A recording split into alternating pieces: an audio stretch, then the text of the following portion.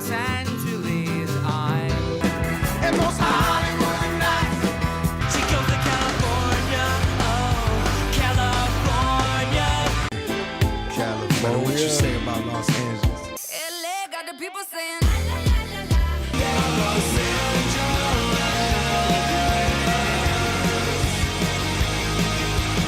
You're listening to Corner of the Galaxy on cornerofthegalaxy.com.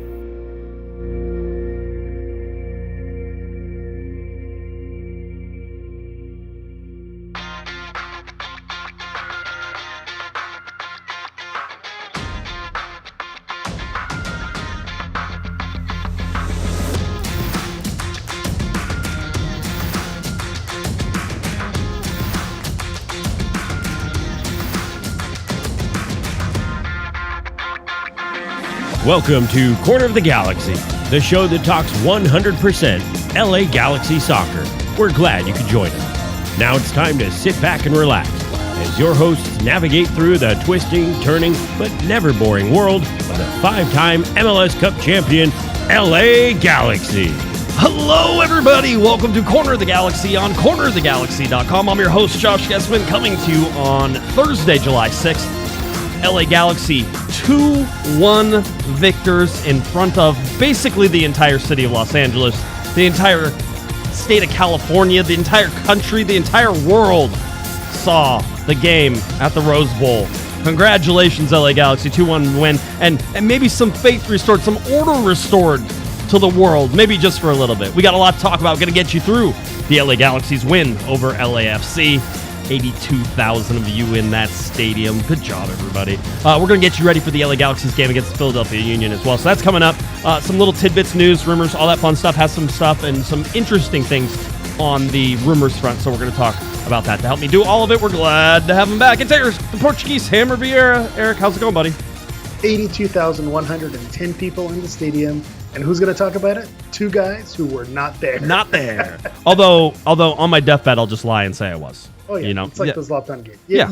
I could say I was at one of these games at least. Yeah, but yeah, what a win. Everyone's, flying high, buzzing, still feeling good. You know, the chat's happy. Twitter's happy. They created a new platform for us to be happy on. We're on Threads now. So it's just these are good times. We're back, baby. You know what? You know how you know the order has been restored to the world? The LA Galaxy are winners, and Mark Zuckerberg has once again taken back the mantle of not the worst person in the world, right? Elon Musk he's now the good guy. We've decided that Facebook isn't as bad as Twitter. That's what we've all decided, and that's hard to do because Facebook has been the bad person for so long. And by the way, they didn't change. It's just that Elon Musk dove Twitter so far down into the mud right now that Mark Zuckerberg comes out looking like the good guy. I mean, I don't know when the last time Mark Zuckerberg was the good guy. Like whenever he was in high school, maybe was the last time when the Social Network came out was probably the only. That was the one time he was a hero for maybe a second. Oh man, it's funny. DeMonte goes, can we say turning point now, Josh? I mean. I want to. I really do.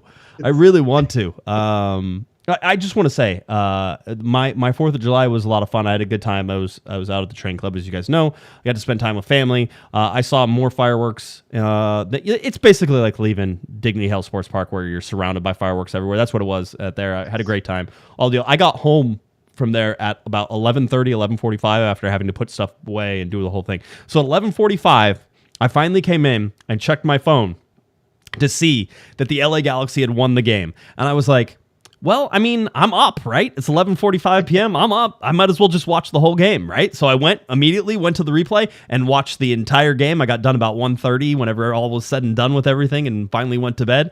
And what a wonderful just display. And these games are always exciting. Yeah. There's been very few, I think, duds. I mean, there's been a couple draws, but even the draws were usually like, oh man, that could have gone either way. Yeah. So the whole deal. So it's one of those, you look at it and you say it was exactly the showing that MLS wanted it to be, which is nice. I think it's the showing that Apple wanted it to be. I think if you're an American soccer fan, it's the showing that you wanted to have, because this isn't just an LA game, right? I imagine the numbers on this are actually pretty good, even by Apple standards. We'll never know. But I imagine the numbers were pretty good. This is a worldwide watch game. And you can see that by all the old LA Galaxy players who chime in either during the game or after the game or something. They're like, remember whenever I played for the LA Galaxy, once a G, always a G type thing, and see the spectacle that was the Rose Bowl. And I think we thought it was going to be super lopsided in terms of fans, Eric. And I thought the LA Galaxy fans, from what I could see, did what we expected and even more. And there were a lot of people there. I know they were trying to count dark shirts and white shirts, but there were people who were wearing the old LA Galaxy jerseys, stuff like that. So there were a lot of Galaxy fans there. Yeah. When the goal celebrations happened, that's really where you felt it, and that's where the atmosphere could be seen. And this is where major fumble by us for not attending, but the atmosphere looked incredible. The pitch in the stadium looked immaculate. There's a reason why the Rose Bowl game, it's not just when that game happens on January 1st. It's not just the game that's happening, it doesn't matter which teams are playing. It's just a beautiful backdrop, that time of night as the sun's going down. It's just the stadium looks perfect. There's a reason why they've hosted a couple of World Cup finals there, just because of the way it looks. The drive sucks. Getting in and out of there is a nightmare. But right. I bet you driving out of there with the W felt a lot better for the fans who decided to attend. That probably felt really nice. So just the atmosphere, the vibe, the feel. And I think I was pleasantly surprised with the turnout from Galaxy fans. I know you and the Panda were talking maybe it's 60-40, maybe closer to 50-50. And I got to kind of test out this theory in real life where they can pack their stadium as much as they can. But at the end of the day, the Galaxy have a 20-year head start, and there are more Gs in the Los Angeles area than not. So that whole idea and concept of them taking over, it may feel that way in their confines, but when you go and open it big time, you're going to get, a lot of G's showing up. And part of that is benefiting from, the Klein out, no protesting and getting people to show up. They benefited from that pushback because it may not have looked like that for the season opener. But I think this was a nice little test of, who runs LA, who's really got the stranglehold on it. I think the Galaxy the Galaxy faithful and the Galaxy on the team both showed kind of who's boss in this game this week. I got Tall Pirate in the chat room saying Larry Morgan not on Threads. Yeah, that's correct. I'm on Threads, by the way, at Galaxy Podcast. I think you were at Hammer EV9. Same, I kept everything the same. Yeah. Okay, so you're over there. You can follow there if you like. I will try. They really need to get a desktop version of this because I can't be doing all this crap on my phone. I'll tell you right now. And so and also toggling between accounts for those of us who live as civilians as well. Yeah. Yes. I need all of those. I need all that stuff. They need to do it quickly because that's going to be the thing that loses people. It's going to be too hard. But over on Threads, and for now, I like seeing Elon Musk sweat and fire off lawsuits. So enjoy that as well. I'll just tell you, I was really impressed with the composure of the LA Galaxy. I'm going to tell you this straight up. LAFC had plenty of chances to tie and win that game as well. Yeah. They choked. Like every El Trafico. Right, yeah. It's every game, whoever wins, the other team had chances and didn't convert. The big thing that I take away from this, and I think this is as much a knock on LAFC as is a boon to LA Galaxy fans, is the Galaxy's big players showed up and LAFC's big players did not. You had Bouanga, who had plenty of chances to score and couldn't hit the broadside of the barn with a shotgun, and he's been having problems, right? That team is in shambles right now, and you can see it. As much as the LA Galaxy are shorthanded, LAFC is shorthanded, right? But they're not handling it as well as the LA Galaxy are, and they've played more games than the Galaxy. So, you can use that as an excuse, except everybody comes into that game pretty tired. Everybody's basically the same on that. But Carlos Vela's big claim to fame in this is that he scored an offside goal, and he was offside by like more than a yard and a half. It wasn't even close, right? And so that was his big contribution. He also had the ball into Bouanga where Jonathan Bond made the big save, right? That was his other. But other than that, crickets. And you didn't have that from guys like Riqui Puig, and you didn't have that from guys like Douglas Costa. Tyler Boyd showed up. Jonathan Bond showed up. I thought Mark Delgado had a really good game. I thought Gaston Brugman had a very good game in the center.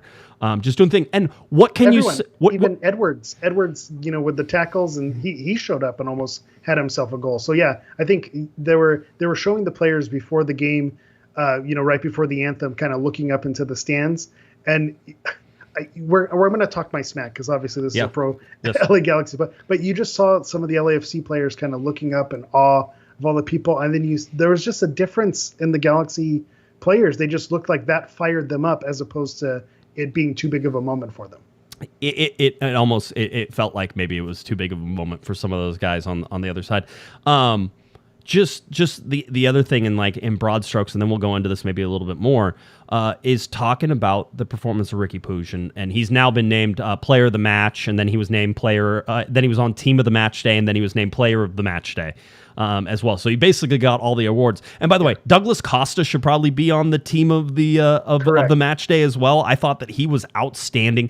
And again, we said it the last game, we'll say it against San Jose, emotional game. Douglas Costa out there smiling, having a good time, enjoying the atmosphere. He soaked in every single cheer that Galaxy fans threw his way, and he's getting the support now because he's showing up to these games. Yep. Douglas Costa is, and I think Alex Ruiz said it, Douglas Costa is the best number 10 in Los Angeles right now, right? And it's like, ooh, that's just twist that knife. Right now. As it happens? Yes, correct. Absolutely correct. Answer.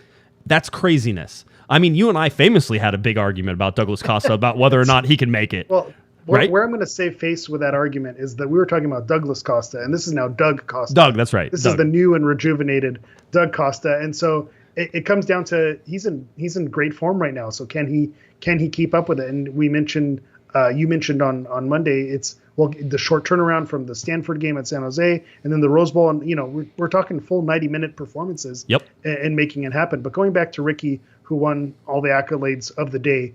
And he deserved it because over on Instagram or Threads or whatever, I do my champion of the week. And after the game in San Jose, I was ready to give it to Douglas, and it just came down to kind of what the semantics were going to be of the LAFC game. But Riqui he bossed that game. He put that game on his shoulders. My critique of Riqui Puig oftentimes is that he tries to do too much, and this was a game where he tried to do too much. But it worked. He put the team, and he delivered.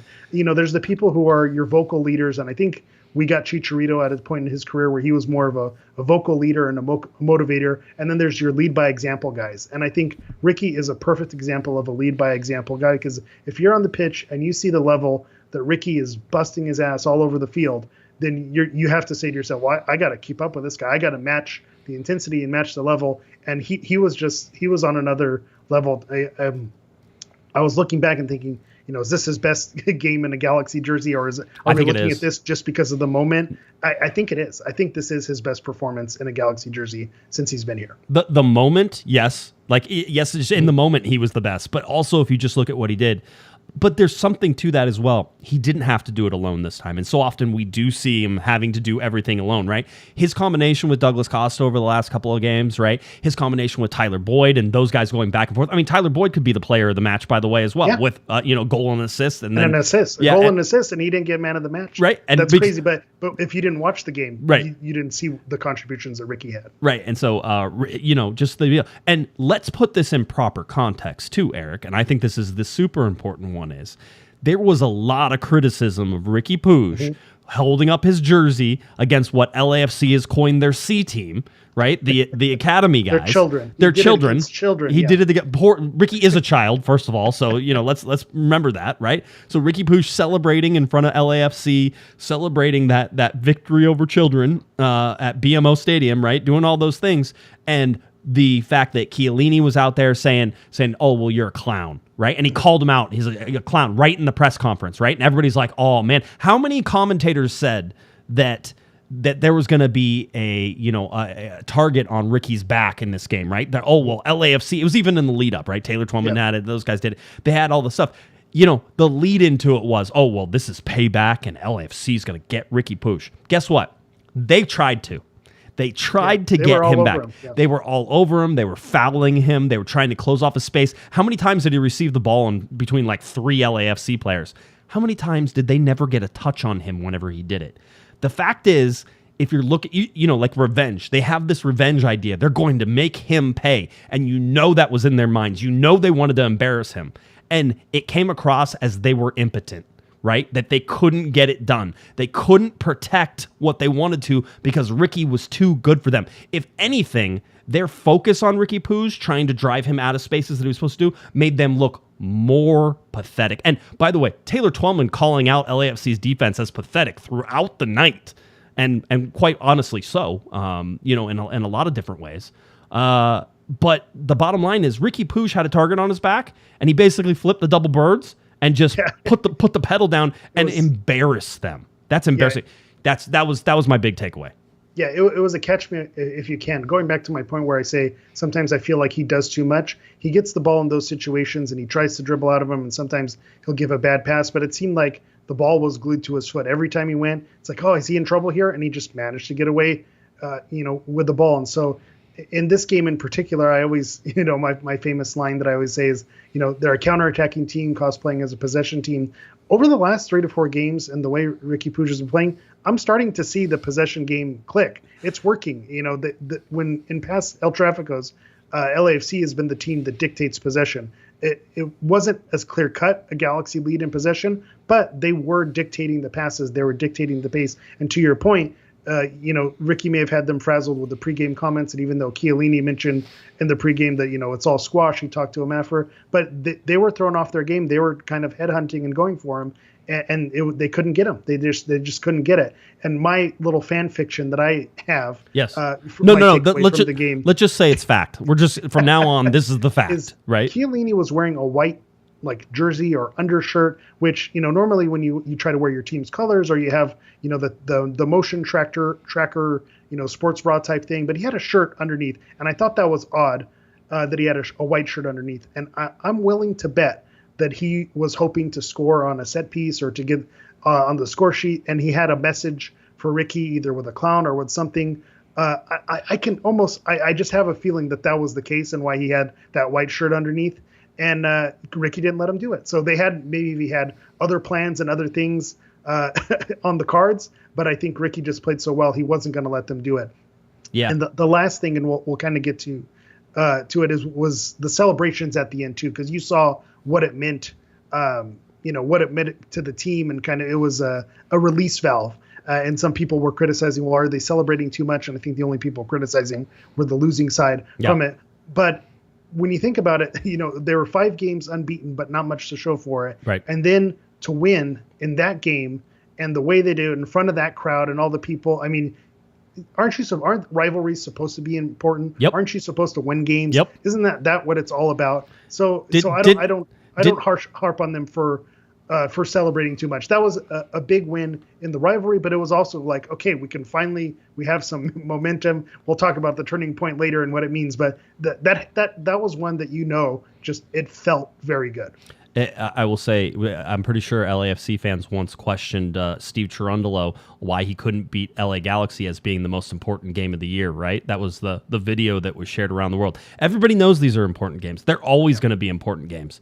I think they get played too often, but when you put them in a setting like this, and I would hope that LAFC decides to do something similar. I'd hope that they decide if there's a third game next year that they play at the Coliseum.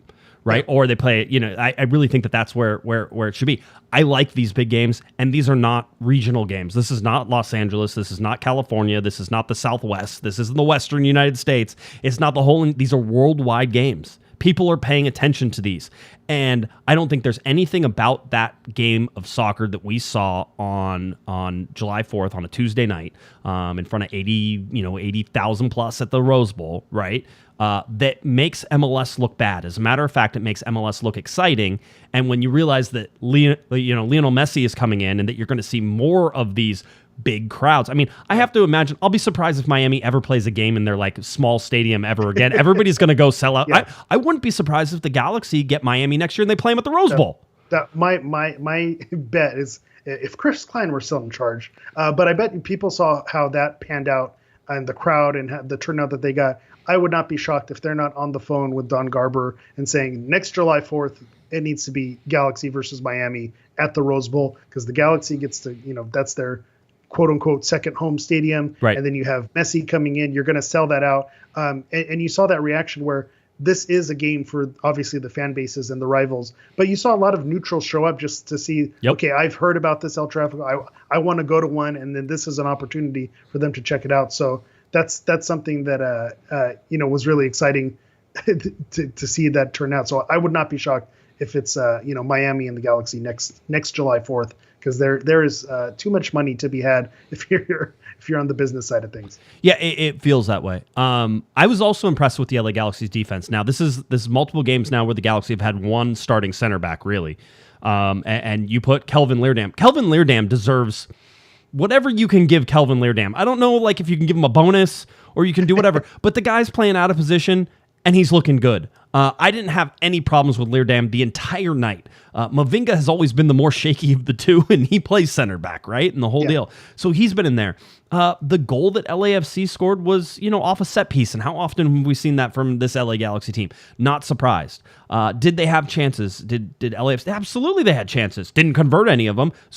Whiffed on ones that were only, 6 yards away from the goal line, right? And that happens in these games, and it's about big moments. Our fair share of those as well, But if you go back now and you look and you start with the San Jose game, and we talked about it being an emotional game and just how that emotions might help or hurt the LA Galaxy, right? We said maybe it's going to be really good for them because they're looking for something. Well, you look at the San Jose game, and a game they pretty much got screwed. We know they got screwed. Nobody's surprised. Really, you saw the play. They got screwed out of the points. That should have been a win. You go now to this and add this game into that and taking 3 points, and that's a pretty big win for them now. So now unbeaten in 6 with 2 wins, right? So you have 10 points that you've gained off of the last 6 games. The LA Galaxy didn't have 10 points through like the first 12 games, right? So the direction this team is heading, and you've seen it, is in the right direction. And I think we kind of expected that might be the case, and you were hoping that it might be the case. And even at the start of this, where, they win a game and then it's a draw and then it's a draw, that they're doing all this stuff, you're like, but you're watching them play. You're watching them get better. You're watching them take the steps. And the passing in San Jose was outstanding. The passing in this game was outstanding. Very nice in tight spaces. Again, get Riqui Puig and Douglas Costa together, and people have a hard time tracking them. It was funny listening to the broadcast and knowing that, Eric, the Galaxy were going to win. So it wasn't like, you're not sitting there with like your heart beating. And after the game, it was still exciting to watch because you wanted to see how it all played out, and having somebody who didn't get to watch live, you wanted to see it all play out. You heard the pregame where they're like, I really expect LAFC's midfield to dominate this game a little bit better than the LA Galaxy's midfield. And it was the total opposite of that. And I think that has to go to Brugman, to Delgado, and what they're trying to do and how they're trying to do. It's just one of those things. It was a well-managed game.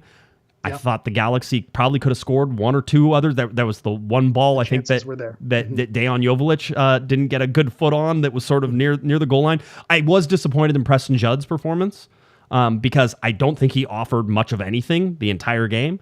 And that's it's, again, to be expected. You can't expect him to be Chicharito out there.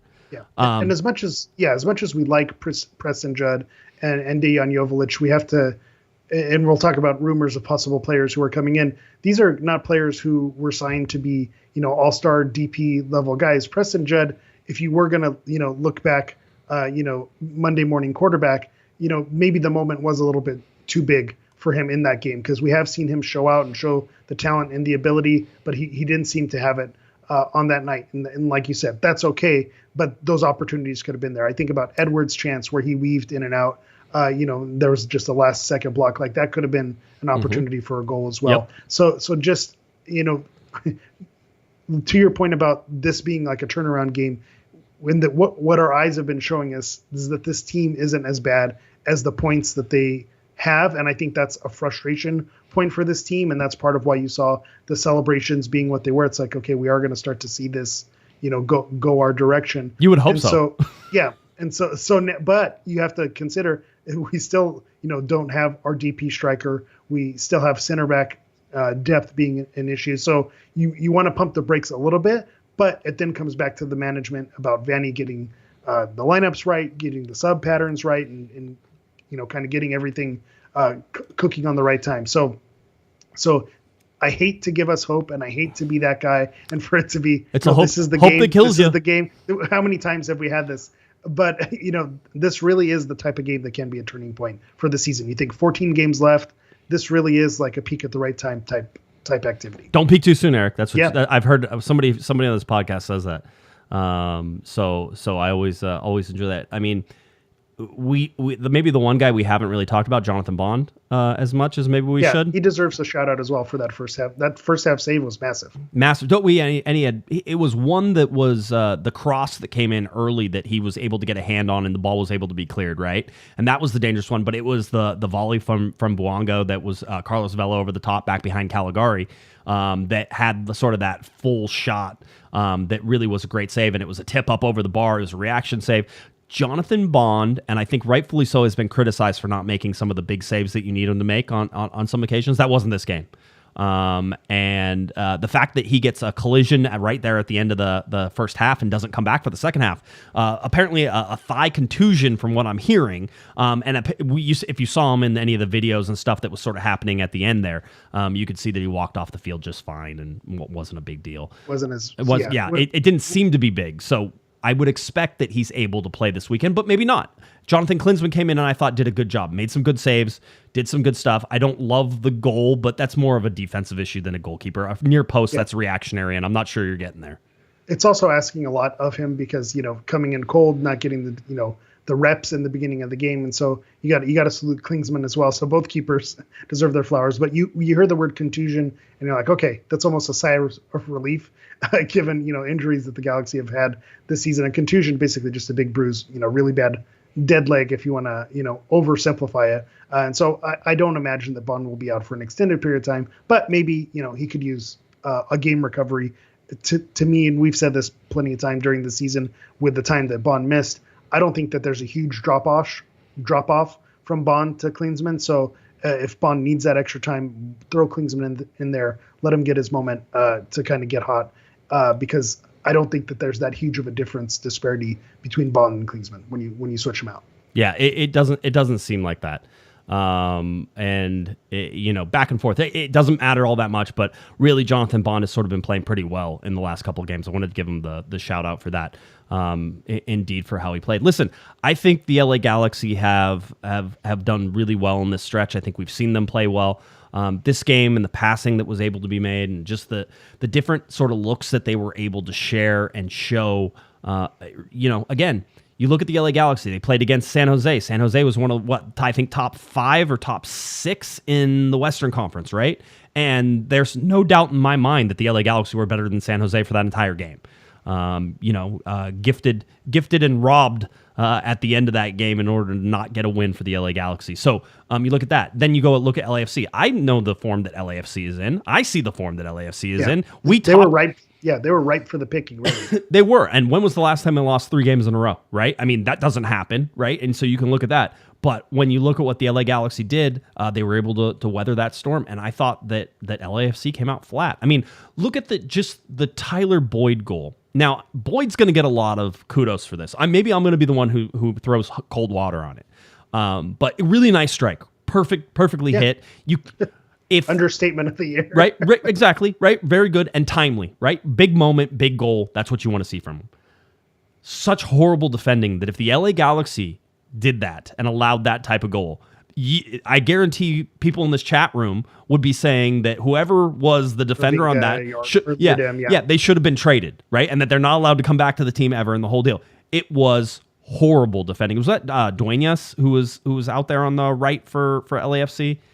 Sure. Hold on. Yeah, I know you're like, I have no idea. It was Duenas. And he's an 18-year-old, and I think Palacios was injured. So, Palacios, or not injured, but he was out on yellow card accumulation. So he couldn't play there.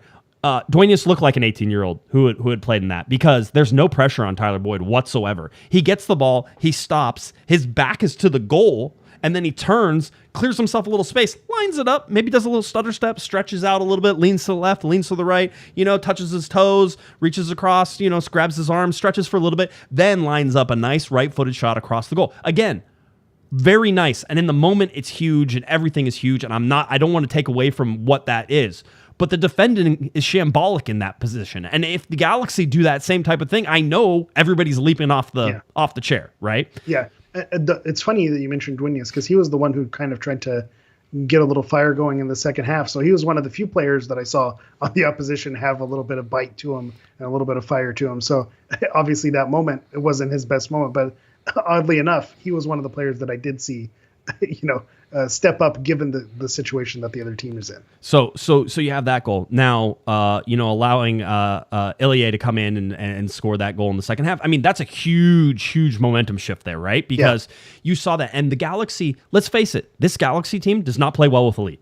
Okay, they never have, they never will, right? I don't know if that changes eventually. I don't know if they gain the confidence to be able to do it. I will say that in killing off the game after Riqui Puig scores, I thought they did a better job of spinning out and killing time. I thought that all the lessons were learned from the San Jose game, right? So I'm like, which they weren't going to do. You're not going to play 45 minutes doing that, because then you're definitely going to concede a goal. But I had, sending a message back and forth with some buddies at the beginning of that second half.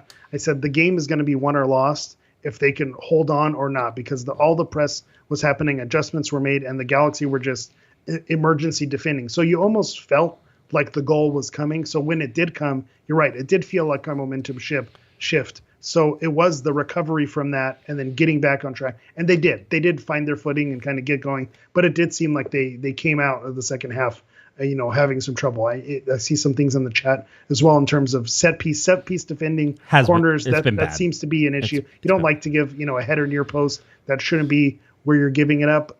But that just as good as the Galaxy defense has been in the run of play, their weakness, if you look at this season where it's been the worst, set pieces. That's a fair criticism, which made the kill off at the end even more right. Like you feel like you earned it, because they had a lot of set pieces towards the end as well, just crosses flying in, and that's where they had all those chances towards the end. The Galaxy's set piece defending has been horrible, but also LAFC has not scored that many goals. So the fact that you hold them to without scoring a goal in the run of play, very good, especially with that back line that's really makeshift in a lot of ways, right? So, I thought that was outstanding. That was really good. We've talked about Riqui Puig, but we haven't talked specifically about the goal, Eric.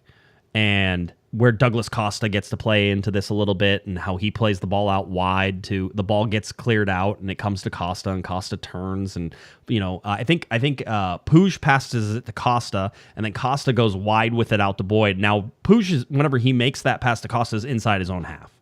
And so he makes it, and then he starts running because Boyd is open down that wing. And how many times have we asked the LA Galaxy to stretch the field, get in behind, and send runners up the wing? When they were successful last year in the last run, that was the play, right? Mm-hmm. Get out and stretch. First of all, Douglas Costa, beautiful pass. Exactly where you wanted it to be, exactly in the timing, exactly in the space. Tyler Boyd gets to run onto it, gets to gather himself, and then gets to move in towards goal. And that's the big thing there, is that there wasn't enough pressure out on Boyd to sort of force him into making a decision, so he got to pick when he made the decision, and he got to delay just a little bit, because Riqui Puig, the little engine that could, the little Energizer Bunny, Mr. Disney himself, running right down the field full speed. And it was funny because I was listening to Twellman call afterwards, and he goes, sometimes guys just want it more. Right. Yeah. And that's what that play was. That's all that you're tired. It's towards the 78th minute or something like that. It may have been earlier than that. I'm like going off of memory when I could just. Yeah. So 73rd minute, but you got 20 minutes left in this game. There's not that much energy. High energy for the entire game. Yeah. Right. So you get into this, the pass is there. And how many times have we seen Boyd screw up this pass? Yeah. Right? Like that exact pass. What? He puts it 3 or 4 times? Yeah. Yeah. Stomach height where, not high enough to hit it, not low enough to strike it. Yeah. You're right. We have seen him mess up that pass quite a bit. And so you see it, and it was a great cross. It was exactly where it needed to be. It hit him on the foot, basically. It may have short hopped him a little bit, but not something that you can't handle whenever it's there, and it played in that position. Riqui with a little layoff and sort of to try to open up his hips and come across the goalkeeper. Ball. I think it was even touched a little bit before it went through, but it made it through. He was never going to not get there. And you're right to name the 3 players. It was the ball from Douglas was impeccable. The run and cross in from Boyd was right where it needed to be. And then the run from Riqui, basically running the distance of the field. Like you said, he just was not going to be denied. Twellman said it. There's just no way he was not going to be on the end of it. And then, to make that finish there. And then he knew the part that just tickled me on all that is he knew exactly how to celebrate. Like we knew what was coming. We knew what the narrative was before the game. And obviously he didn't want to get also the presence of mind to know I'm on yellow card watch. It's not worth taking the shirt off, but he still knew I know exactly where I need to point once I put the ball in the back of the net. And you get all the substitutes who come off the side of the field to be in there in that celebration. You get the Galaxy fans, that 80,000 going pretty nuts. I'm sure there were some LAFC fans jumping up and down seeing their old team score goals. They were confused for a little bit, so they're out there yelling and screaming and doing all that whole thing. And yeah, they survived the last 15 minutes of that game. 100% they survived the last 15 minutes of that game. But they needed to survive the last 15 minutes of that game. And how many games have the Galaxy not been able to survive? Letting in last-minute goals, getting penalties called in the 90th minute. The Galaxy have not been able to close these games out in the past. So this, again, progress, turning point, a feather in the cap that you could say, okay, we were able to do this. We did make this happen. So that's just another check in the box of, is this the time that they can start turning it around? The big deal is now that you're looking at an LA Galaxy team who gets to play against Philadelphia, and Philadelphia is not playing as well as maybe they have in the past either, and they have tiredness. They have guys who are out, I think, in international duty and all the other things that are sort of going on with them. But the problem is such a trap game, knowing the emotions 100%. Of the last two games. If they can harness, and I would hope that the stadium is rather full on Saturday night, if they can harness the energy of the crowd, if they can harness some of the belief that they've had in the last two games, some of that emotion, some of that ability, and listen, the first time all season, Eric, and I love to keep track of these things, the first time all season that the LA Galaxy have scored first in back-to-back games. The first time all season, the LA Galaxy have scored first in back-to-back games. They got a draw out of one of them. They got a win out of the next one. The LA Galaxy have once again figured out, and the stats back this up, score first, morons. Score goals, score first. All right. Is that how this works? This is how it's not hard. Josh can be a consultant to any MLS teams. I think you guys should score more goals. I think, score first. Early. Yeah, score early. Yeah. Score early. The whole deal. 6th time all season the LA Galaxy have scored first, by the way. Yeah. Going back to your point about Philadelphia not having the start of the season that they think they wanted to have. The funny thing is their slow start is still getting them 34 points out of 20 games. And there's a 3-game win streak and a 4-game win streak. And going back, the Galaxy, it's their first time they've scored first 2 games in a row. Yep. That's very different. I'd love to be in the position that Philadelphia, complaining about a slow start.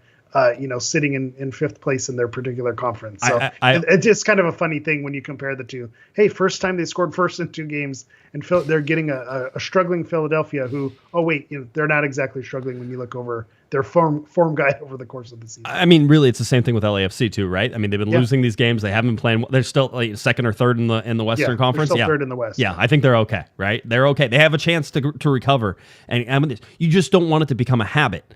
And I think that's where they're sort of at. Let me get to some super chats because I've been ignoring them. Scott, of course, gave us a $10 super chat. Scott, hope you're well. He says, hello, hope you all had a great 4th. Let's go Galaxy. Appreciate that $10 super chat.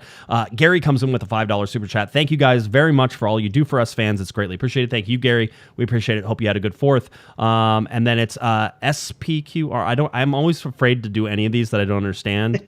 I think you're safe this one. Okay. SPQR prof. I don't know what that means. Do you know what that means? Do you have anything? Okay, good. Here's to Josh. I'm guessing. He is a professor of something.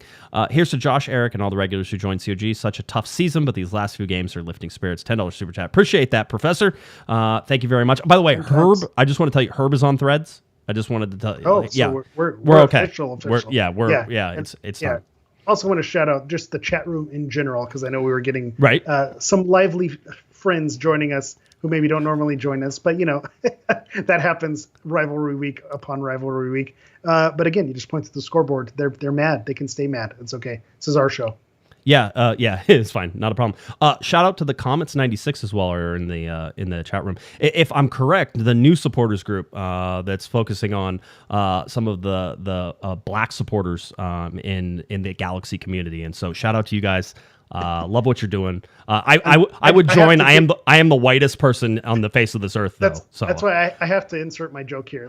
We're going to analyze the atmosphere of the game from the 2 guys who are not there, and then we're going to give kudos to the Black Galaxy fans from the 2 whitest guys ever. But it is cool to see the representation that they're doing. Follow them on Instagram as well. So that is pretty cool. To see what they're doing there. So big shout out as well. Yeah, Tim gives us a $2 super chat. Says 2 great games by Leerdam. Go G's. I love defenders, always have loved defenders. You will always see me defending defenders. I am 100% always going to be like, hey, somebody in the midfield could have helped out there. Okay. There's nowhere I'm coming from. I'm a defender at heart. It's one of those Kelvin Leerdam starting to like earn a jersey here pretty soon. Like, there's going to be a Kelvin Leerdam jersey hanging up here in the back here pretty soon. One, the dude is just totally like chill. Nothing ever seems to rouse him. Nothing ever it goes on, right? And so just seeing him and what he does, I have so much respect for that man. Coming in, not playing, and then all of a sudden having to be in the center back starting spot. Good, Kelvin Leerdam. That's actually where I want to shout out Leerdam, Mavinga, because even though they're, Mavinga is a center back, and that's supposed to be one of his things. They were not playing and not starting, so to have them thrown in and have them, play as well as they've been playing, they absolutely deserve their flowers right now. Yeah. By the way, you've been coined not as white as me. So good job. Congratulations. Sure. I think it's the hair. Bob, I just want to tell Bob that I see his comment. I won't repeat it, but I laughed. My eyes are tearing up a little bit. And of course, Mike Gray calling Josh Whitey next time. That's basically what I don't know what you're saying. We get to be honorary members. See, that's what I like. See, I don't think you want to have that on it, but we certainly appreciate you guys. So we'll bring the plates, the cookout. Josh is that's where we'll leave it. Josh is the white shadow of MLS podcasters. Man, it's like the what was that old TV show, Kids in the Hall? Right, it was all the Canadian guys. That was like the whitest show ever, and that's what I always feel like. Like I'm those guys. So, but yeah, a lot of fun. I'm glad you guys are enjoying it. Let's get to some stats here real quick. We've talked about this already, but just to show you, team of the match day. I don't know that I've seen this many Galaxy players on team of the match day. Not this year. Tyler Boyd, team of the match day. Riqui Puig, team of the match day. Greg Vanney, coach for team of the match day. Jonathan Bond only played 45 minutes, bench for the LA Galaxy on the team of the match day, and he makes that there. I still think it is highway robbery that Douglas Costa isn't mentioned anywhere. He could be on the team of the match day, let alone make it on the bench, right? And so Douglas Costa, and again, I feel dirty defending this guy, but it's starting to feel more and more natural. You show up. Yeah, go ahead. Yeah, he's deserved it. And people love to shout back to our little argument that we had back and forth about, Douglas Costa. But I think both things are true. He was bad for a while, yes, and now he is good. Yep. So he is playing really well, and he's showing speed. He's showing, those bursts of speed on the ball. He's showing the ball control. The distribution is on point. So, the only thing where, team of the match day, if this were like a team of the week, like over a 2-game performance, but I think Boyd with the goal and the assist, Riqui with the match that he had, Douglas as Costa as good of a game as he had, I can see the understanding of him not necessarily getting on that because of stat sheet material, but the way he played, I can see that argument as well. Just showing you all the graphics of those guys and what they've been able to. Douglas Costa with the rose. I mean, having the guys with the roses and taking the pictures. Come on. Yeah. Come on. They're just the best. It was on brand. They're playing to their strengths, Eric. They're playing to their strength. It's something they haven't done, by the way. Right? I feel like they've been missing the opportunities to play to their strengths. The strength is the history, but you need a team that wins in order to play to the strength. Yeah. You can't be doing those photos with the roses if you lose that game. And how many times did we say it about the digital marketing team and the social team where they have all these great things, but there was that cloud of Klein out where you couldn't really enjoy it. And so when you see the marketing of this and with the roses, even the patch on the jersey, just these little subtle touches that are nice, classy touches. You're right. Everything just was like a perfect storm, that came into it with this match where they came out smelling like roses.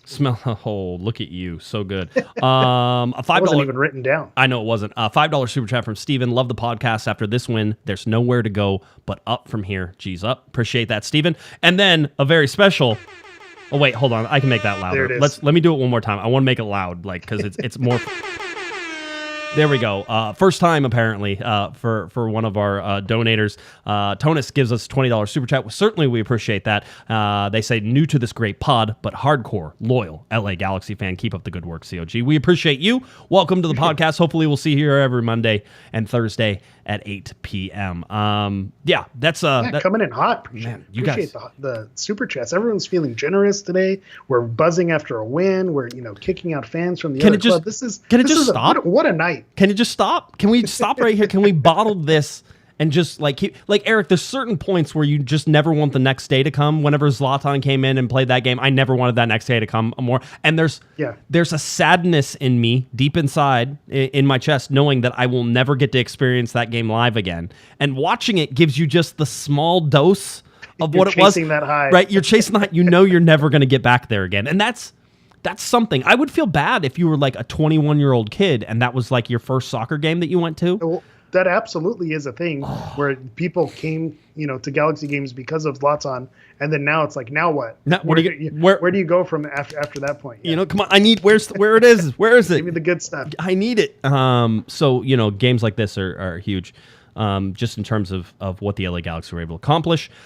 Some of the notes that I have are about Riqui Puig. Riqui Puig will be one of the LA Galaxy's only all-star, will be out playing in Washington, D.C. as they take on Arsenal, and he is in the skills challenge. Okay, just wanted to give you a heads up on that.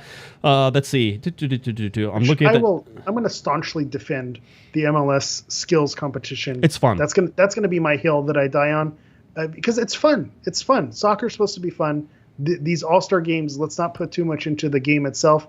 I feel like the skills competition is that should be the marquee event over everything else, because it's just a fun time to see the players and their personalities. So to me, the fact that Ricky's going to be there, he's going to get to have his bubbly personality, his Disney Prince, Disney Channel personality out there. That's a good thing. So I know we don't like losing guys to the All-Star game, right, but I think this is a good opportunity to, again, another showcasing of your team in front of the world and in front of the league. By the way, I have to apologize. We missed one of the super chats. Philip got your super chat, $2 super chat, and I like this. Looks like we played LAFC's B team again, right? One of those. You just never get that A team. One of these days. Well, what team of the Galaxy would you call this without Chicharito and without their starting center backs? I mean, the A team, the A team. It cuts both ways. Yeah. Riqui Puig. Yeah, Riqui Puig in the skills competition, passing, touch, cross, and volley will be Mr. Riqui Puig. We did ask for Ricky to come on the podcast tonight, and I said we'd even do it in Spanglish. Because I'll just make up Spanish words in order to try to get Riqui Puig. Listen, Ricky, I hope you're listening. I know you're not, but I hope you're listening. I know you can speak perfect English. I've heard it. Come on this show and talk to your fans. All right? Everybody here would love you. All right? I promise. Yeah. Everybody be nice. You screw up a couple words, I'll help you out. I'm a nice guy, right? It won't be a thing. This is, yeah. That's what I always say, because having, worked in education and having to speak with parents, my Spanish is not great. But also I throw in some Portuguese in there, and it's like, I know that's not a Spanish word, but you know what I'm saying. You know what I try to get by. And I always say, the parents who kind of showed me grace and said, I know he's not saying it right, but I know what he's trying to say. You give that some grace to someone who's trying to speak English. Like, okay, 100%. they might stumble on a word or a phrase here or there, but you know what they're trying to say at the end of the day. And I think, I'd be thrilled to have Ricky come on and share that personality on air here. I know he'd be a star, and our listeners would eat it up. Yeah. But Eric, my dumb butt went to Paris and tried to speak French. All right, and those French people mean. were super nice to me. All right, so I don't know what it was. I tried. Marvin's like, I'll translate for you, brother. That's what we need. Live translation. Let's go. Hey, Vicky, just you can come on the show too and just do the live translation. We'll just go back and forth. It'll be fine. It'll be just like a press conference. Philip, $5, another one comes back. What do you think of the package the Galaxy made to BMO? Did I miss that? Tell me. Yes, so after the win, they, LAFC is famous for whenever they're doing a new signing, they mail the hat. They say a new signing coming. The Galaxy had their own little package that they were mailing to BMO Stadium. And if you were eagle-eyed and saw that the hat that they were sending was a beautiful LA Galaxy hat with roses attached to it, which, again, great merchandise. Right. But if you slowed the video down, there was a QR code. And if you scan that QR code, it took you to a URL, which was lagalaxy.com/L. And then you got to see a picture of Riqui Puig. So, a QR code, interactive game-winning tweet there. So, yeah, shout out to you, Philip, for calling that out, and shout out to the Galaxy digital team, because that was just a chef's kiss of a tweet to celebrate the win there. Yeah, no, it's crazy. I mean, again, we've gone through all this stuff, but it's just I love that. This is what it's about. Somebody, by the way, said, "Hey, Josh, do you still hate the Rose Bowl?" Yes, of course I do. I hate getting there. The Rose Bowl itself and the images that it portrays, and just the ability to It's very American. The Rose Bowl is very, very American, right? And it's a football stadium. But what have we've seen World Cup finals there, men's and women's, right? So you've seen that. You know that's ingrained in the soccer history of the United States. The LA Galaxy playing there through, what is it, first 6 or 7 years, I believe, right? Doing all those things. They've had these times. The Rose Bowl is still an American icon, and to be able to see two teams from Los Angeles come in and play is monumental in terms of what it does, right? The fact that you are sort of in this period where soccer's like almost mainstream in the United States, this only helps. So I think it really does help. Scott, by the way, gave us a $10 super chat. Appreciate you following up, Scott. He says, "Hey Josh, I heard YouTube takes 30% of super chats. Is this true? Do you have another way for us to donate that takes less?" It is true. I never really see it though, so it doesn't hurt my feelings at all. And this is probably still the best way. Any other way just gets complicated. I have to do taxes off of this other stuff too. So should we just put the Venmo logo right there? Yeah, just scan it and show on it. Come on, you know what? Come out for a train ride, Scott. All right, that's how you. That's going to help me. You're all invited for a train ride. Steve Carrillo, by the way, my good buddy Steve. Love you, Steve. Lives up in Pasadena. So did you walk to there, Steve? I don't want to hear it. Either way, but he says if Ricky comes on the pod, he has to say, "My G's, my G's, what's up, my G's?" What's up, my G's? Him and Chicharito, have all the goods there. The final thing on the Rose Bowl Stadium as a venue, I think it comes down to time and place as well, because you see the new MLS style stadium where you're right on top of the field and there's the cone created by your supporter sections and everything that it does. But every once in a while, it's nice to do the big stadium, with the sweeping, camera work and the background and of how the Rose Bowl looks. So I think at times of time and place, if every game was played there, or if you do something like Yankee Stadium where it just doesn't feel right. But I think there is a time and place where the Rose Bowl, say what you will about getting out of there. Yeah, you can still hate it, but visually, it's a visually beautiful stadium. Comments in there. Let's cut to the chase. What's the OnlyFans? Do you want to see pictures of my Galaxy podcast? We're on Threads. Yeah, COG OnlyFans. That's where I'll leave it. What more do you want from me? Okay, we're on Threads. I don't know what you want me to do. I've sold my soul to this. I've already lost one marriage to a podcast. I don't think you want another one on OnlyFans. All right. I don't know how much you guys could do this. No, just such a fun night. And I appreciate you guys hanging in there. Let's go through some stats real quick just for fun. LA Galaxy designated players starting to play some minutes, 53.3%, actually climbing. Just something to watch there. The LA Galaxy's win percentage up to 20%. Still not good, but the point percentage, getting a win or tie, is at 55%, and that's starting to climb. So that feels a little bit better. When you look at home points, and I counted the Rose Bowl as a home game, 1.22 points per game at home. That's better. 0.73 on the road still, right? Total points right now, 19 points. You're starting to see the home and away. Make the home games count. We've talked about it so many times, over and over and over again. It has to be done. Those are important things to do. What do we look at over 20 games? Still just 19 points. The LA Galaxy, only one season, 2007, that had less points through 20 games. Does that make you feel bad or worse? It probably shouldn't make you feel great. All right? Be still, Galaxy are 8 points behind what they were last year at this time. Now, only 8 points. Please take that into consideration when you remember that the LA Galaxy last year in the summer started sucking big bad balls. And I apologize if you have children. That's what they were doing. I was going to say, I have kids who are watching the show. Golden balls. We used to call it David Beckham golden balls. They're sucking golden balls. That's what they were doing. All right. The Galaxy currently 6 points out of a playoff position. Now, imagine if they would have won against San Jose. They would probably be just 3 points outside of a playoff position, right? They're 9 points. They would have been 6 points. Yeah. The bottom line is still well within reach of everything because the Western Conference is kind of a muddled mess, just like it was last year. That may make it harder to make the playoffs just because everything's going to come down to tiebreakers and everything. It's going to be really close.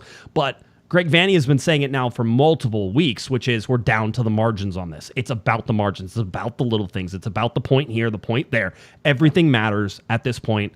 And with, as you said, Eric, just 14 games left in this season, plus Leagues Cup and everything else that is going on, it matters. These are big things to pay attention to.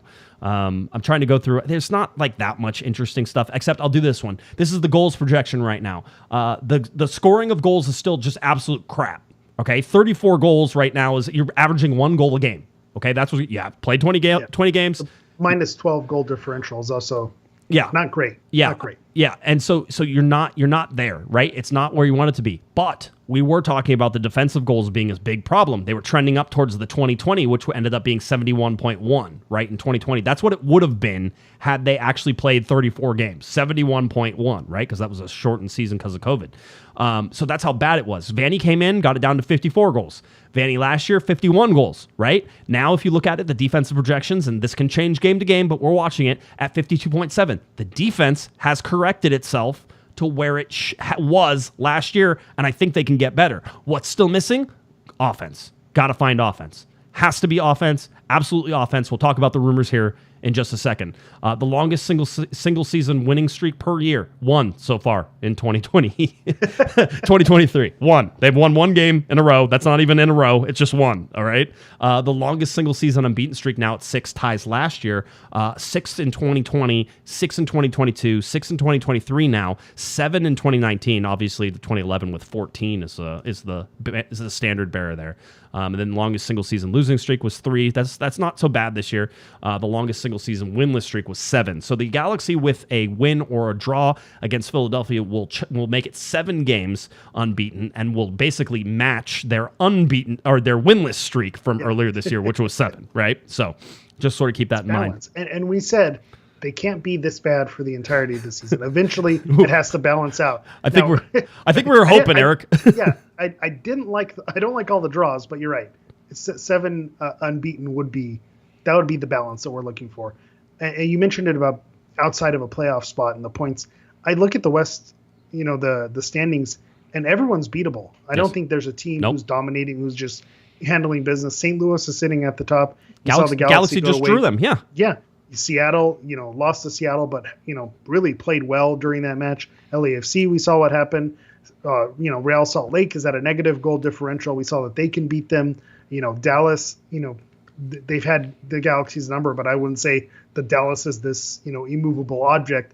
And you just go down the standings and it's like, well, I don't know which team that the Galaxy really need to be concerned about. We can talk about when you're at the bottom of the standings, everyone's a tough game, but everyone is also beatable. So it kind of works both sides of the coin with the parity that's happening in the West this season. Yeah, you can sort of feel it. And by the way, you spoke about Dallas. It reminded me of Sebastian Lletget, and then you reminded me that we were talking about him early before the show started. Yeah. We were talking about that we fumbled very severely the chance to go to the Rose Bowl and watch this game, just like Sebastian Lletget fumbled Becky G. So I was going to say that's a worse fumble than us not making the game. Totally, he still overshadows us. So I'm still feeling pretty good about myself. There. Okay, good. Let's go rumors here real quick. Obviously, the Pizarro rumor is there. Pizarro in Miami. Let's talk about some specifics, or at least some hypothetical specifics that are coming into this.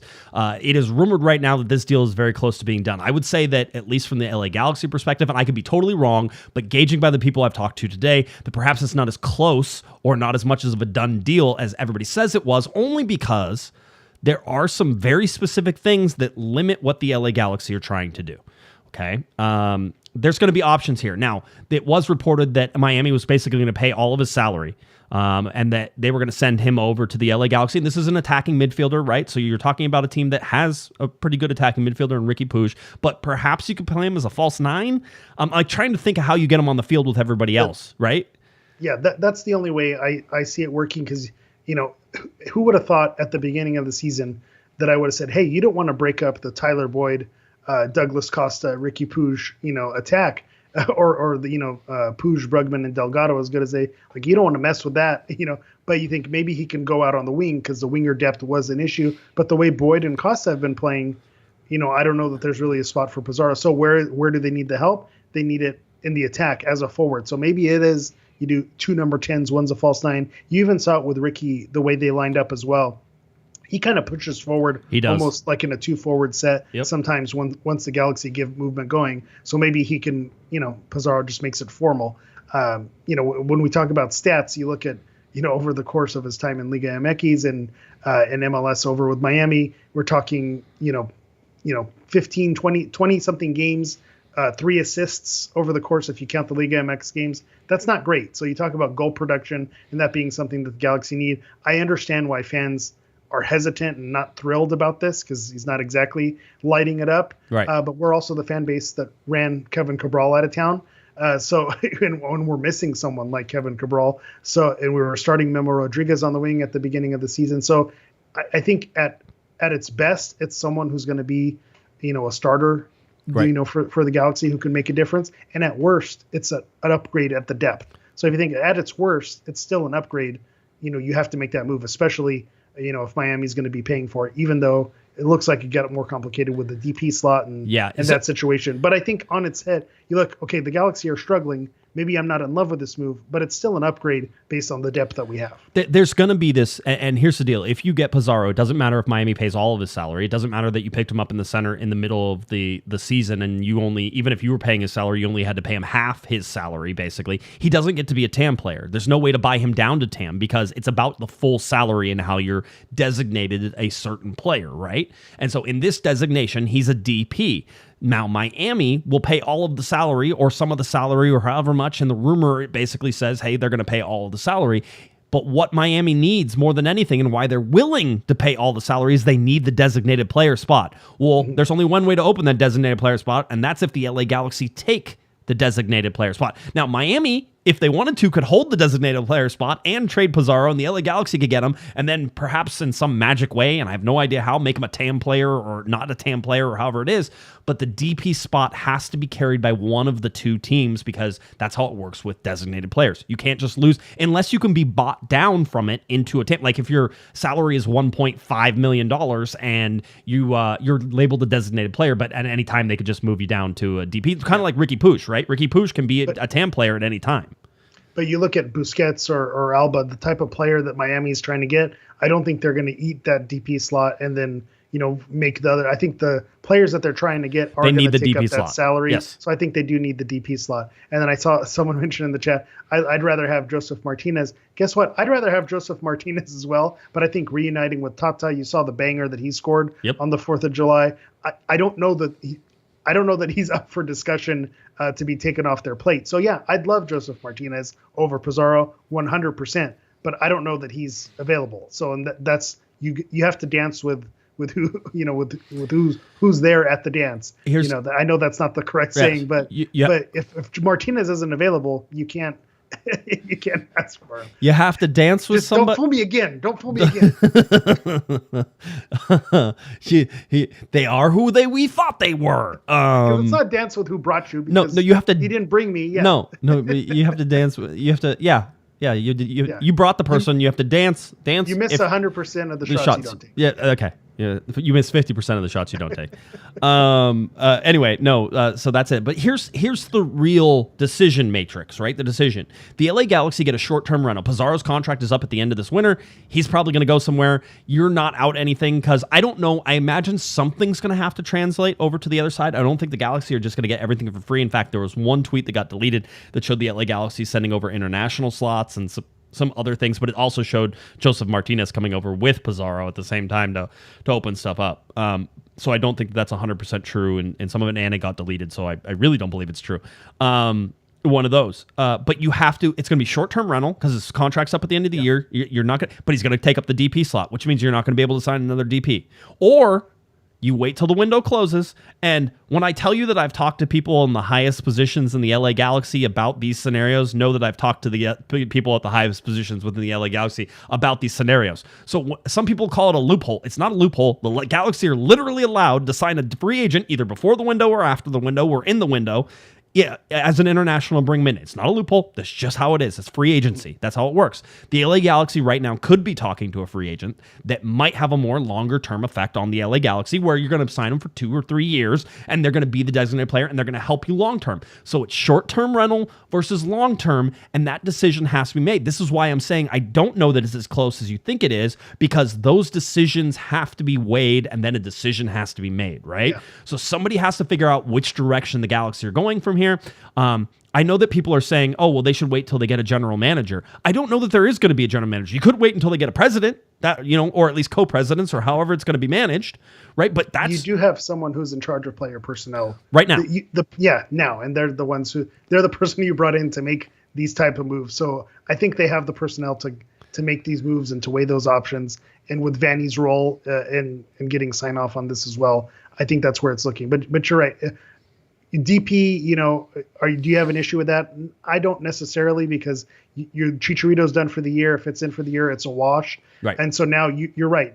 Can you get someone else? But to me, a lot of the big names are getting scooped up already by these clubs around the world. So I don't know that there's someone available. I don't know who's hiding, who's the mystery man that's this free agent who's going to be worth the DP long-term deal. I don't know who that person is that's going to be there, that you can't wait until the winter and kind of make a deal for next season. Right. That's where it starts to get murky. But if the front office thinks they have, or the people in charge of player personnel thinks they have someone who could be better in the long term, then obviously you have to wait that out. But on its face, taking up the DP slot just for the rest of the season, 14 games left, they're sitting in 13th place. I don't know that it really hurts them. It doesn't make them any worse. It just the question becomes, can he make them better? And he may not make them better, but I don't think it makes them worse. The really interesting thing, if you went and read any of his stuff, Pizarro has been critical of Phil Neville, said that that Neville didn't let him play the way that he wanted to. He wanted to switch sides, and Neville's like, you have all these rules. He goes, I've never played with a coach with so many rules in my entire life. But it's not exactly like he was banging them in before he came to Miami. Exactly. He hasn't been that guy. Mexico, Really, you'd want a guy, and I know this sounds crazy, but you need a guy who's going to score you 8 to 10 goals in the next 14 games. I mean, that's all you need? That's all you need, right?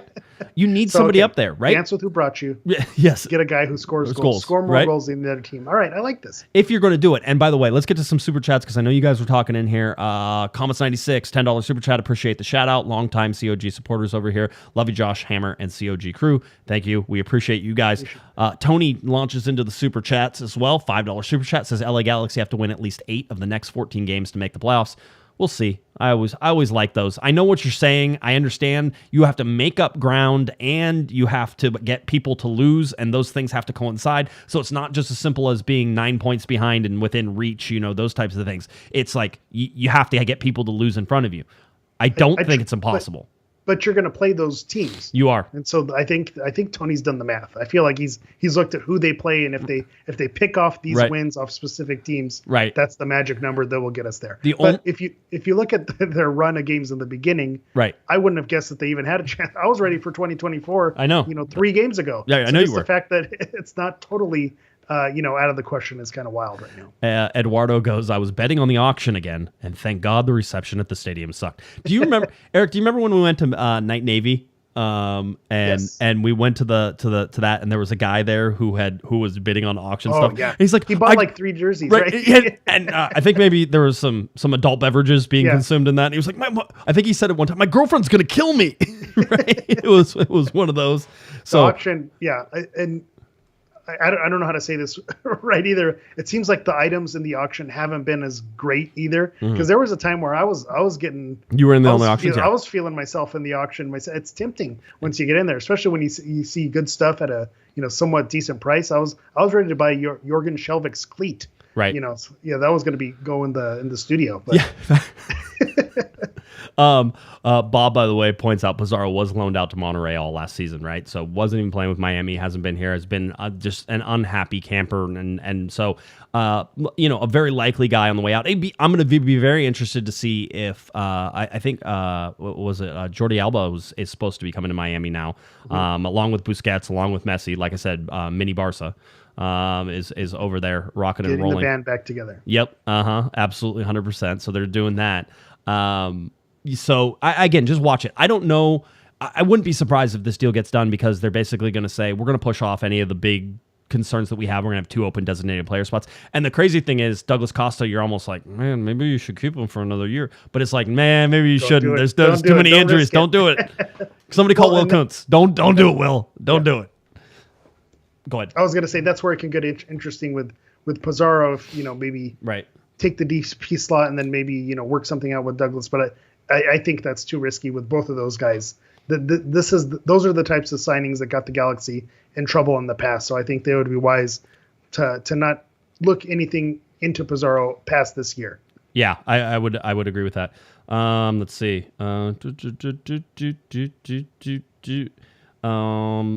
This is very important, actually. Breaking news. Speak Now, Taylor's version just dropped. Can I, Eric? Listen, Listen, I was gonna say, this is your thing. Yeah. This is your thing. I have my wrestling, Right. little promos that I do. And Taylor Swift, I'm going to let you have the floor. I've been practicing my chants because there's a lot of fan participation. I'm going on August 5th. Could I use my? I rarely get things I really want like from this podcast. Like I've never tried to use and abuse my fame and everything. That's a lie. First of all, that's a lie. I'll stop you right there. Okay, I don't use it all the time. I have gotten cool things, but I didn't try. There you go. I didn't try to abuse my fame, Eric. It's not like I asked for things. All I was right. gonna say, I've got a bottle of mezcal that says otherwise. Yeah. That was a very good job, and I still have that.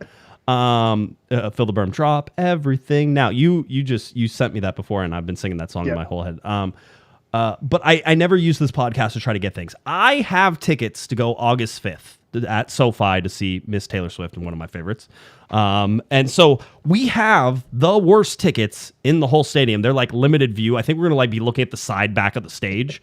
And we said, but you're in the building. But for $70, right? It was like, that's not bad, right? Do any what of I'm my hearing tickets are going for, that's great, not bad right? Yeah, I know. I'm just saying, do any of my followers have like the hookup that I can get good tickets? Like I'm not afraid to just beg at this point.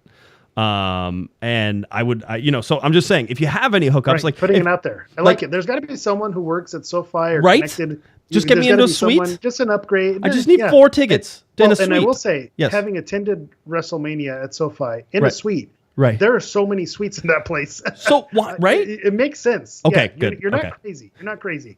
Philip, by the way, says, "What are we doing? What are we doing?" Taylor's home. Okay, I'm sorry. I didn't mean to. LA Galaxy now getting ready to face. This is the hard game, and we've talked about this. This is the hard game. The LA Galaxy 4-9-7 against Philadelphia 10-6-4. The Union coming in after a loss in Atlanta, but that was last Sunday, right? So they played on the 2nd. They didn't have to play. It is a very long trip all the way across the country. We talked about the missing guys to international duty and all sorts of things that happened in Atlanta.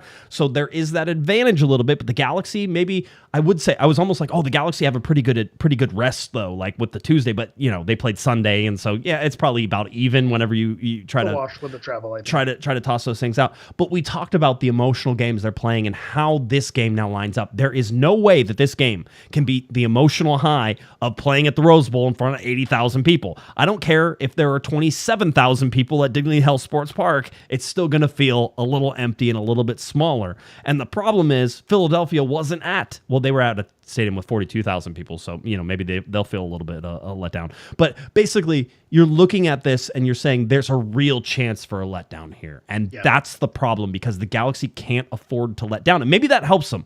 There is no option. You need to go out there and play with all the emotion and all the excitement and everything you had at the Rose Bowl. I know that's hard, but you have to be able to fight through this game. What do you see from this Philadelphia game? And I think this, like you said, this is an opportunity to roll it over and to say, listen, we've had these games where we've played well and we haven't been able to capitalize and put more than a winning streak of one game. This is our opportunity to start our first streak, to get things going and put a couple of wins together. The risk, and like you said, that worries me is that this is a very talented Philadelphia Union team. You look at players like Carranza and with Gazdag and Glesnes, like these are great, Elliott in the back there as well. Yeah, Bedoya, like you just look at all that, like this is a talented roster. And so this is not going to be, a walk in the park when they walk in there. The only thing that gives you a little bit of hope is Kai Wagner was someone who's nursing a hamstring injury in the last game. So I don't know if that's healed and maybe he'll be more likely to play against the Galaxy, but with travel, maybe don't expect him to start. And then Andre Blake, their goalie's away with the Gold Cup. So those are your things that you have going in your favor. And then obviously the momentum, but I don't think this is going to be, we've seen the Galaxy dominate against Sporting Kansas City and even Colorado, or even these games where they weren't able to get wins, but we've seen them dominate and look like the better team. I think that's going to be a lot harder in this game with the talent that Philadelphia has, especially defensively. When you look at how the Galaxy have had trouble scoring goals, I think that's going to be the hardest part. So we may not see tons of goal celebrations or barn burners in this game. Yeah, I think Philadelphia is one of those teams that you look at and say, they have the ability to pass around you. They have the ability to create. They do all the little things really well.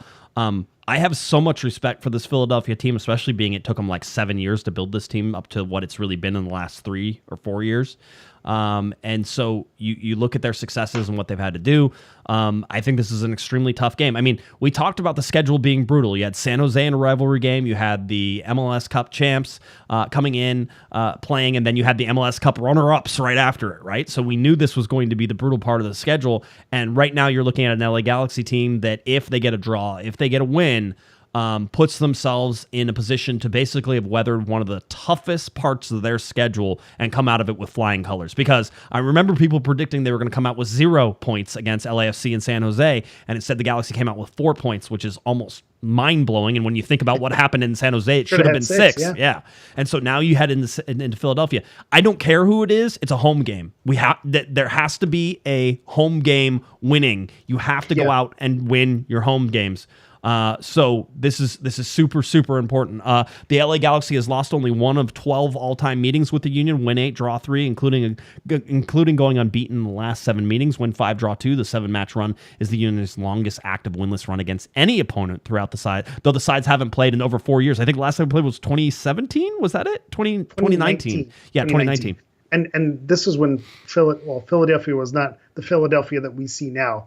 I remember these games actually being boring games whenever the Galaxy played Philadelphia. Yep, absolutely. LA Galaxy is unbeaten in 6 straight regular season matches after a 2-1 victory over LAFC. The Galaxy had managed to avoid defeat in only 5 of its first 14 league matches this season. Win 2, draw 3, loss 9. The Union are coming off a 2-0 loss at Atlanta on Sunday, the team's first shutout loss by multiple goals in league play since losing to Miami in early March. Philadelphia has allowed 2 or more goals in 3 of its last 4 MLS games after doing so just twice in its previous 11 matches, right? Again, it's almost like it's a little bit of LAFC in this, right? They're just slipping a little bit. The wheels are spinning just a little bit. There's not full traction. To make you nervous, yeah. Riqui Puig has had a goal and assist in the Galaxy's win over LAFC on Tuesday. In the 19 matches which Puig has played this season, the Galaxy have a record of 3 wins, 2 draws, and 0 losses when he contributes to at least 1 goal, and 1 win, 5 draws, 8 losses when he doesn't. And then you had Jack Elliott. Yeah, what was that? That says so much right there. Right. Well, I mean, the Galaxy have, again, golden balls. All right, golden balls. Jack Elliott and Jacob Guesman both started and played the full 90 minutes against over the last 3 seasons. Guesman ranks first among outfield players for most minutes played and games started in MLS play, while Elliott ranks second in both. Right, so these guys have played a ton of minutes. Consistency in the back, exactly what the Galaxy does not have. You ready for 538? Yeah, I was going to say 538. Hit me. So we're in sync here. The LA Galaxy with a 36% chance to win. Philadelphia with a 39% chance. So and then 25% for a tie. So underdog at home?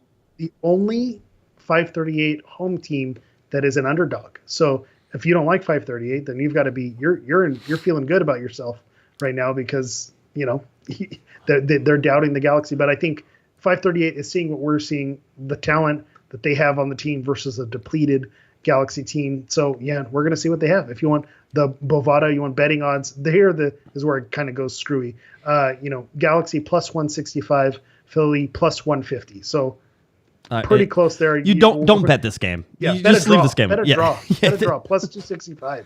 Money to be won there. Anyway, we'll see. We're looking and waiting to hear updates on Jonathan Bond, whether or not he'll be available. I thought we would have heard something today, but I didn't see anything. So we'll keep watching and seeing if there's anything on Threads, on Twitter. You can find me there. I'll hang on to Twitter until it kills me because I have 11,000 freaking followers over there. So, Yeah. We'll talk about that for a second. Like, we finally get a decent following. Like, hey, the Twitter is where, we experience good things happening. It's like, no, throw it in the trash. Start all over. You're at 15 followers on Threads. Good luck. Figure it out. Good time. Anyway, yeah. So, but yeah, we'll keep you updated on that. Riqui Puig, I believe, is on yellow card warning, so that's one to watch as well. I think Chicharito's also on yellow card warning, just in case you wanted to know. I don't think you need to worry about that. I think he's safe. I think we'll be all right. You think he's good? Saw videos of Chicharito on Threads because he joined Chicharito. Rehabbing, yeah. And he's rehabbing, so he's doing that, which is great for him. So yeah, I mean that's sort of what it is. And by the way, Tyler Boyd's still playing with a broken hand, or that's still a broken. It's still not fixed. Let's give him some credit for that. Absolutely, yeah. Dude is a machine. I actually asked to have him on the podcast tonight, and I think he has family in town and visiting from New Zealand for the Rose Bowl game. And so I'm like, no, you're good, the whole deal. So don't bother with us. Yeah, don't bother with. Please, we're nothing. We do not matter. So anyway, so that's what it is. Your predictions that are sure to be wrong, sir. So guaranteed to be wrong. So some people were saying Harambe being shot at the Cincinnati Zoo was the event that set the world on the wrong course. Right. And, the Ocean Gate submarine, they're saying starting to set it right. Mm-hmm. I think Klein out and winning at the Rose Bowl. Right. I think the world is starting to get right again. So even though I'm saying this is a tough Philadelphia team, I think we get a late penalty call because to make up for the blunder at San Jose, I think we win 2-1, 3 points at home. The Galaxy walk away winners here. I love it. It's borderline. It's a borderline call, right? It's one of those. And the VAR is like, I'm not touching it after last time. It's like, we make the call to Garber and say, you owe us this one. Nope, not going to happen. And by the way, Bob says, does Pizarro eat at Sparrows? Sparrows. Wow, I like it.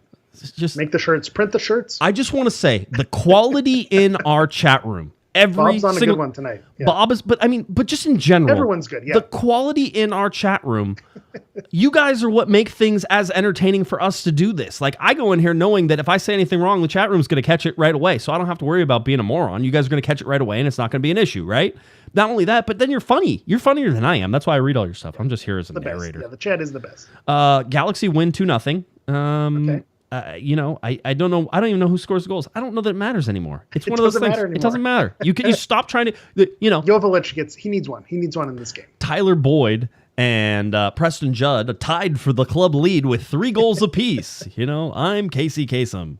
So anyway, that's what it is. I think it's 2-0. I don't know why, but the Galaxy. I like it. Here's where I hate it. 538 has us losing, and we both have us winning. So. Someone's got to be right here. Oh yeah, they're definitely losing now. Don't ever do anything, right? No, we're not going to do it. Yeah, the chat's going to be really upset that we both predicted wins here.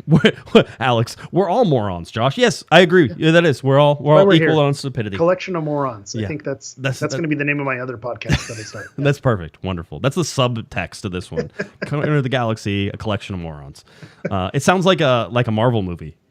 Corner of the Galaxy, a collection of morons. Perfect. I like it. Probably more DC stuff.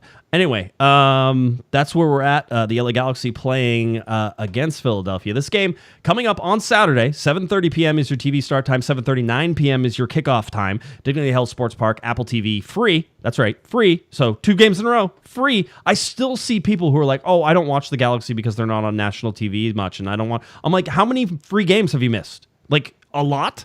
Like it feels like every other week they're on for free. So just stop. It's a conscious decision at this point. It is. Oh, it's like the people who. Oh, what was it? It was the people who never watched Game of Thrones. Well, I've never watched Game of Thrones. Congratulations. I didn't either. But you watch a dragon show? I'm sorry for enjoying one of the best shows on TV ever. Oh, I'm so sorry because it has a dragon on it. Guess what? I never watched Game of Thrones. I don't care. I was like, you guys go do your thing. I got plenty of other things to do. I'm fine. I'm almost finished with Ted Lasso, so don't yell at me. You're in for a treat. They really finished strong, though. Okay, good. Glad to hear. All right. I think that does it. LA Galaxy versus Philadelphia coming up at 7:30 on Saturday. That's going to be a big game for the Galaxy. Again, emotional. See how they can sort of handle and wage their way through or fight their way through this match because it's going to be a tough one. Certainly a tough one. Maybe one of their toughest matches in this last 3 just because of the circumstances it all sets it in. But the LA Galaxy playing Philadelphia coming up should be a lot of fun. All right, Eric. Good luck on this because I know we have to change things. Tell people where they can find you, buddy. Go for it. All right. Shout out to the chat. Shout out to all the G's who are at the Rose Bowl. I am at HammerEV9 on everything on Twitter, Instagram, TikTok, and now Threads. That's at HammerEV and the number 9. All right. If you're looking for me on Twitter, it's at Guesman, JGUESMAN, and of course at Threads and Twitter at Galaxy Podcast. Head on over to cornerofthegalaxy.com, which hasn't changed and remains the same. Cornerofthegalaxy.com, where you can find all of our episodes of this wonderful show. Spotify, SoundCloud, Instagram, wherever you have podcasts, we are 100% there. And if we're not there, tell me, and I'll make sure we are there. All right, for Eric, the Portuguese Hammer, I'm Josh Pato Guesman, the 2 guys who didn't go to the game on Tuesday night. We hope you had a wonderful night. We hope you have a wonderful weekend. We'll see you out at the game this Saturday. Thank you for listening to our little Corner of the Galaxy. Have a great one, everybody. You've been listening to the Corner of the Galaxy podcast on cornerofthegalaxy.com. You can follow the show on Twitter and Instagram at Galaxy Podcast, and be sure to check out and subscribe to iTunes, Stitcher, and Facebook by searching for Corner of the Galaxy. Fans, we thank you for listening, and we ask that you be kind and courteous to your neighbors as you leave the podcast. We thank you for joining us and look forward to seeing you again. Until then, I'm Michael Araujo, and on behalf of the entire Corner of the Galaxy crew, goodbye, everybody.